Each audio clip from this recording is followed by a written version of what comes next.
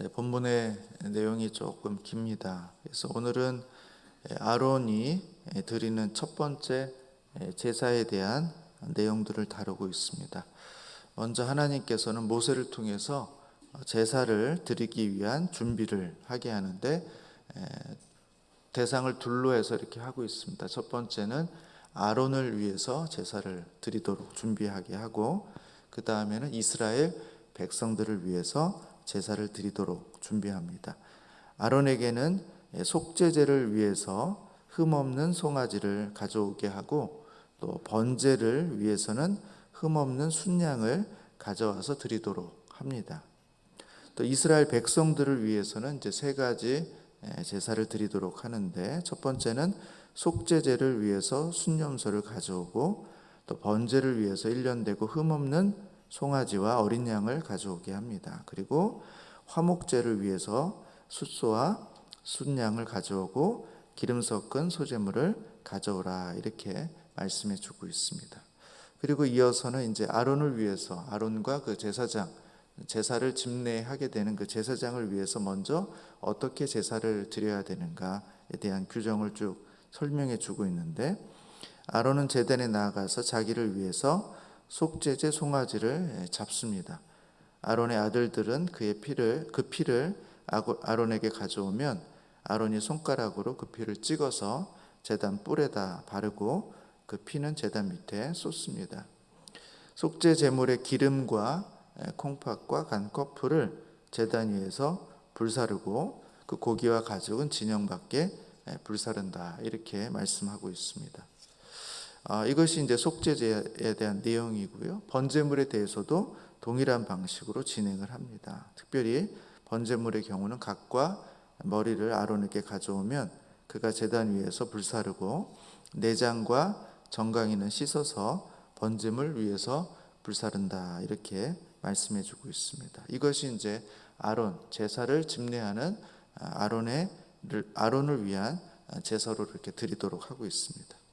그 다음은 이제 이어서 백성을 위해서 제사를 드리도록 진행하고 있는데, 백성을 위해서는 속죄제와 번제와 화목제를 그렇게 드리도록 되어 있습니다. 속죄제의 염소를 전과 같이 드리고, 번제물도 규례대로 드리고, 또 소제를 드리는데 손에 한 움큼을 채워서 아침 번제물에 더해서 제단 위에서 불사르도록 되어 있습니다. 그리고 백성을 위해서는 화목제물로 수소와 순양을 잡고 아론의 아들들이 피를 가져오면 제단 사방에 뿌리고 기름과 관련된 것들은 모두 제단 위에서 불사르고 가슴과 오른쪽 뒷다리는 하나님 앞에서 요제로 드리도록 그렇게 하고 있습니다. 자, 이와 같은 제사를 다 드리고 나면 아론은 백성을 향해서 손을 들어서 축복하도록 하고 있습니다. 제사의 마지막에 순서가 축복으로 맞춰지고 있다는 것입니다. 모세와 아론이 백성을 위해서 축복하자 여호와의 영광이 온 백성에게 나타났고 백성들은 하나님 앞에서 엎드리게 되었다라는 것으로 오늘 본문의 이야기가 마무리되고 있습니다. 저는 오늘 본문을 통해서 우리 성도님들과 한 두 가지 내용들을 같이 살펴보기를 원하는데, 첫 번째는 제사장은 자신을 위해서 속죄하고 그 다음에 백성을 위해서도 속죄해야 된다라고 말하고 있는 것입니다. 7절에 보면 너는 제단에 나아가 내 속죄제와 내 번제를 드려서 너를 위하여 그리고 백성을 위하여 속죄하라, 이렇게 말씀해 주고 있다는 것입니다. 아론과 그의 아들들이 집전한 첫 번째 제사는 자신을 위한 제사였다는 것입니다. 백성을 위한 제사장의 임무를 수행하기 위해서 제사를 드리게 되는데, 그것은 자신의 죄의 문제를 해결하기 위한 제사였다는 것입니다. 제사를 집례하고 인도해야 할 제사장도 온전한 사람은 아니라는 것입니다. 죄 가운데 노출되어 있고 언제든지 부정해질 수 있는 그런 사람이라는 것입니다. 그럼에도 불구하고 하나님은 제사장을 구별된 자로 이렇게 선별하셔서 하나님의 백성들을 하나님 앞으로 인도하는 역할을 맡기셨다는 것입니다. 불완전한 존재, 제사장도 불완전한 존재입니다. 불완전한 존재에게 온전하게 하는 사역을 맡기신 것을 보게 된다는 것입니다. 그래서 제사장들은 백성을 온전하게 하는 사역을 완수하기 위해서 자신의 불완전함을 먼저 해결해야 하는 그와 같은 제사를 드리게 하셨던 것입니다. 오늘날 예배를 통해서 성도들을 하나님 앞으로 인도하는 역할을 맡은 사역자들도 이 말씀에 주목해야 한다고 생각합니다. 성도들을 예배 가운데로 인도하기 위해서 내가 먼저 하나님 앞에서 예배자로 서 있는가 하는 것들을 늘 살펴봐야 된다는 것입니다. 이와 같은 준비가 되어 있지 않을 경우에 우리는 성도들을 온전한 예배의 자리로 인도하지 못할 수도 있다는 것입니다. 오늘 본문을 보면서 우리 성도님들께 한 가지 부탁을 드립니다.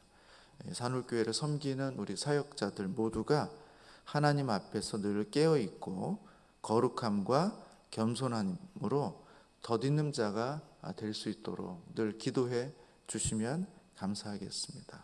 우리 사역자들도 온전한 사람들이 아닙니다. 늘 부정한 가운데 있을 수 있고 또 그 가운데서 그 역할들을 감당해야 되기 때문에 우리가 먼저 정결하고 깨끗하고 거룩하지 않으면 하나님 앞에서 우리 성도들을 그렇게 이끌어가기 어려울 수 있다는 것입니다. 그래서 우리 사역자들을 위해서 늘 함께 기도해 주시는 우리 성도님들이 되시기를 바라겠습니다. 두 번째는 제사의 마지막은 백성들을 향한 축복이라는 것입니다. 22절과 24절에 보면 그 내용이 나와 있는데요. 아론이 자신과 그의 아들들을 위해서 제사를 드리고 이어서 백성들을 위해서 제사를 드린 이후에 마지막은 백성들을 향해서 손을 들어서 축복하는 것입니다. 오늘날 우리가 드리는 공예배의 마지막 순서가 목사의 축도로 있는 것은 아마 이와 같은 예를 따라서 진행되는 것이 아닌가 하는 생각을 해보게 되었습니다. 제사라는 것은 제사장이든 백성이든 죄의 문제가 있기 때문에 드리게 되는 것입니다. 즉 죄가 없다면 제사를 드릴 필요도 없고 제사장의 존재도 의미가 없는 것입니다. 따라서 제사를 드리는 것은 제사를 드리는 사람에게 문제가 있다라는 것을 이미 말해주고 있는 것이고 그것은 한 개인뿐만 아니라 이스라엘 전체, 이 회중 전체가 하나님 앞에 문제를 가지고 있고 그래서 제사장도 이스라엘 백성 전체도 늘 주님 앞에 제사로 나아가야 한다. 그러니까 우리는 문제를 가진 존재다라는 것을 제사를 통해서 확인시켜 주는 것입니다. 그래서 우리는 제사를 통해서 그 문제를 해결하기 위해서 가는데 단순히 제사를 통해서 문제를 해결받는 것뿐만 아니라 더하여서 주님은 우리를 축복하기를 원하신다라는 것입니다. 그러니까 우리는 마이너스에서 다시 문제를 해결해서 영의 제로의 자리에 오는 걸로 하나님 만족하지 않으시고 더 나아가서 축복된 인생이 되기를 원하시는 것, 그것이 제사를 통해서 하나님께서 우리 가운데 궁극적으로 기대하시는 것이다라는 것이죠. 마지막은 축복이라는 것입니다. 문제를 해결하는 것으로 다시 제자리를 돌아오는 것이 아니라 더 나은 삶, 더 복된 삶, 더 아름다운 삶을 살도록 하나님께서는 이 제사의 마지막에 축복을 허락하고 있는 것이죠. 우리는 누구나 문제가 있습니다. 문제가 없다고 부정할 필요가 없습니다. 중요한 것은 문제를 어떻게 해결하느냐 하는 것입니다. 그 문제를 가지고 하나님 앞에 가지고 나오면 하나님께서는 그 문제를 해결해 주십니다. 그리고 더 이어서 축복하신다 이렇게 말씀하고 있습니다. 그러나 이 문제를 부정하고 없는 것처럼 숨기면 아무런 해결도 없고 당연히 하나님께서 예비하시는 축복도 누릴 수 없다라는 것입니다.